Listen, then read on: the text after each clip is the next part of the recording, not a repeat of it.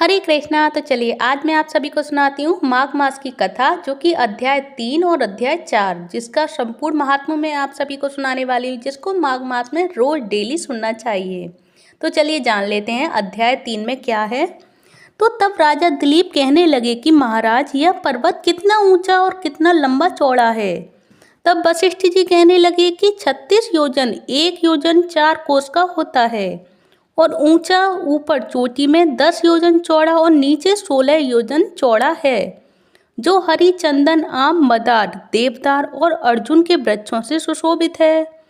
और दुर्भिक्ष से दुखी होकर इस पर्वत को फल और फूलों से परिपूर्ण देखकर भृगु वहीं रहने लगे, और यहाँ पर कंदराओं वनों और उपवनों में बहुत दिनों तक जप करते रहे। तो इस प्रकार जब भृगु ऋषि वहां पर अपने आश्रम पर रह रहे थे, तो एक विद्याधर अपनी पत्नी सहित उतरा। वे अत्यंत दुखी थे।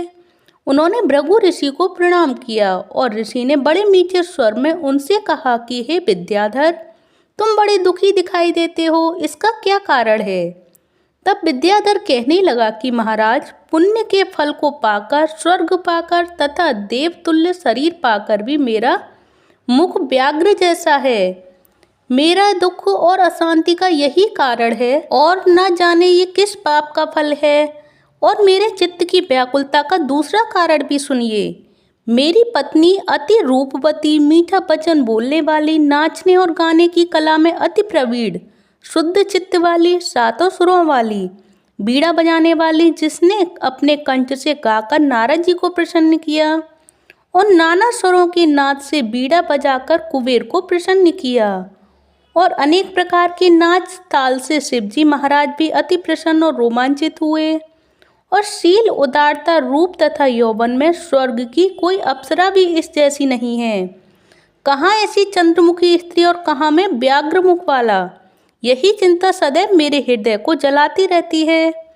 और विद्याधर के ऐसे वचन सुनकर तीनों लोकों की भूत, भविष्य और वर्तमान की बात जानने वाले तथा दिव्य दृष्टि वाले ऋषि कहने लगे कि हे विद्याधर, कर्म के विचित्र फलों को प्राप्त होकर ज्ञानी पुरुष भी मोह को प्राप्त हो जाते हैं, और मक्खी के पेट जितना विष भी प्राण लेने वाला हो जाता है।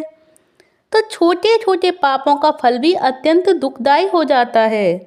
तुमने माघ मास की एकादशी का व्रत करके द्वादशी न आने तक शरीर में तेल लगाया, इसी पाप कर्म से व्याग्र हुए।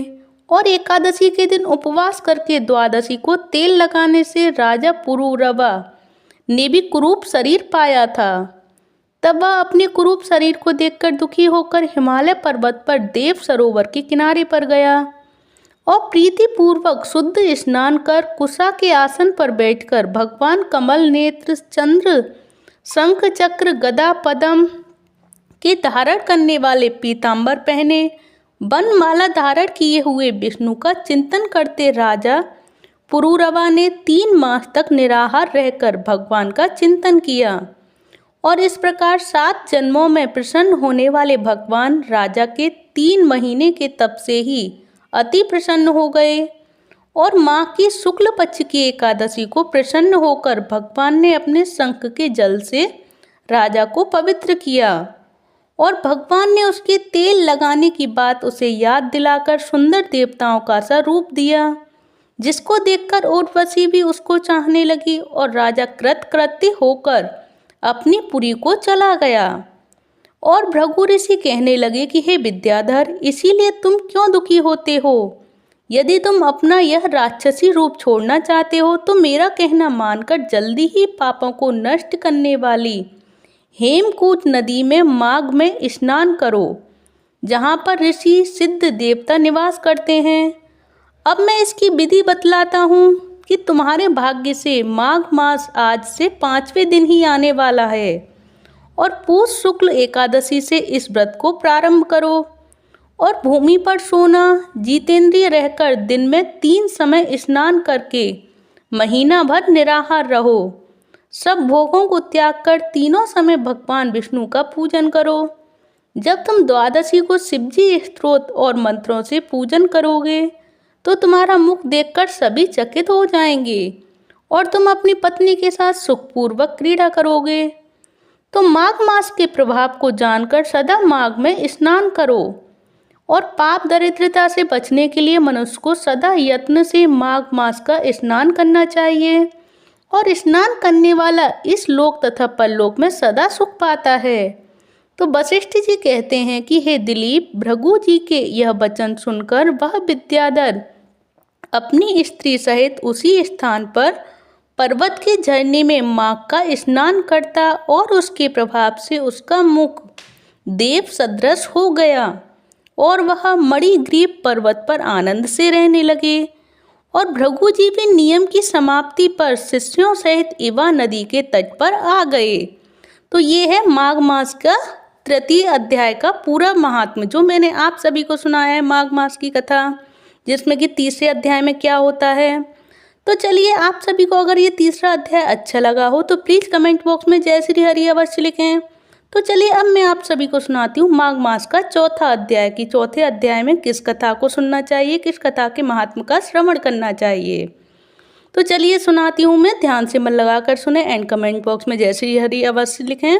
इसके पश्चात श्री वशिष्ठ जी कहने लगे कि हे राजन, अब मैं माघ मास के उस महात्मा को कहता हूँ जो कार्तवीर्य के पूछने पर दत्तात्रेय ने कहा था।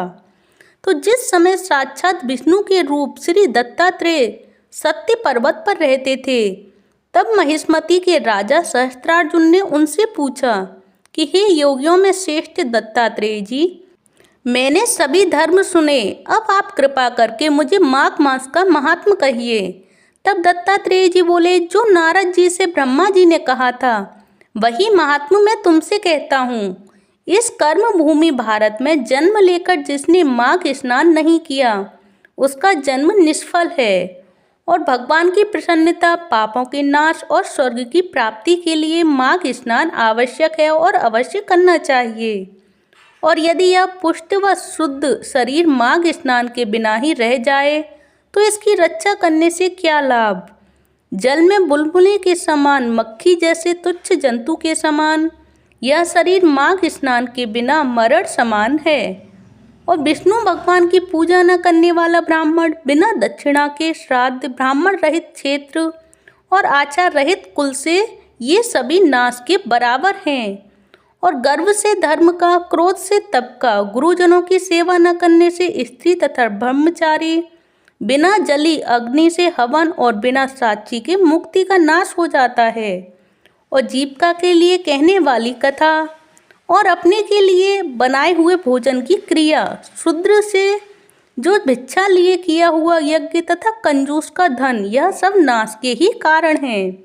बिना अभ्यास और आलसी वही विद्या, असत्य वाणी, विरोधी करने वाला राजा, जीविका के लिए तीर्थ यात्रा, जीविका के लिए व्रत, संदेह युक्त मंत्र का जप, व्यग्न करने वाला राजा, जीविका के लिए तीर्थ यात्रा, जीविका के लिए व्रत, संदेह युक्त मंत्र का जप और व्यग्न चित्त होकर जप करना, वेद न जानने वाले को दान देना, संसार में नास्तिक मत ग्रहण करना, श्रद्धा बिना धार्मिक क्रिया, यह सब व्यर्थ है। और जिस तरह दरिद्र का जीना व्यर्थ है, उसी तरह माघ स्नान के बिना मनुष्य का जीवन ही व्यर्थ है। ब्रह्मघाती, सोना चुराने वाला, मदिरा पीने वाला और गुरु पत्नी गामी और इन चारों की संगति करने वाला माघ स्नान से पवित्र हो जाता है। और जल कहता है कि सूर्योदय से पहले जो मुझ में स्नान करता है, मैं उसके बड़े से बड़े पापों को नष्ट कर देता हूँ। और महापातक भी स्नान करने से भस्म हो जाते हैं। माघ मास के स्नान का जब समय आ जाता है तो सब पाप अपने नाश के भय से कांप जाते हैं। जैसे मेघों से मुक्त होकर चंद्रमा प्रकाश करता है, वैसे ही श्रेष्ठ मनुष्य माघ मास में स्नान करके प्रकाशमान होते हैं। और काया, वाचा, मनसा से किए हुए छोटे या बड़े, नए या पुराने सभी तरह के पाप स्नान करने से नष्ट हो जाते हैं। और आलस में बिना जाने जो पाप किए हों वह भी नाश को प्राप्त होते हैं। जिस तरह जन्म जन्मांतर के अभ्यास से आध्यात्मिक ज्ञान की प्राप्ति होती है, उसी तरह जन्मांतर अभ्यास से ही माघ स्नान में मनुष्य की रुचि होती है। और यह अपवित्रों को पवित्र करने वाला बड़ा तप और संसार रूपी कीचड़ को धोने की पवित्र वस्तु है। तो हे राजन, जो मनवांछित फल देने वाले माघ स्नान नहीं करते वह सूर्य चंद्र के समान भोगों को कैसे भोग सकते हैं। तो जय श्री हरि, ये है माघ मास का चतुर्थ अध्याय का पूरा महात्म्य जो मैंने आप सभी को सुनाया। आप एक दूसरे को सुना के पुण्य के भागी बन सकते हैं या एक दूसरे के साथ शेयर कर सकते हैं। तो ये रहा माघ मास का चतुर्थ अध्याय का पूरा महात्म्य। आप सभी को कैसा लगा प्लीज़ मुझे कमेंट बॉक्स में बताएं। अच्छा लगा हो तो जय श्री हरि अवश्य लिखें कमेंट बॉक्स में। धन्यवाद। हरे कृष्णा, हरि बोल।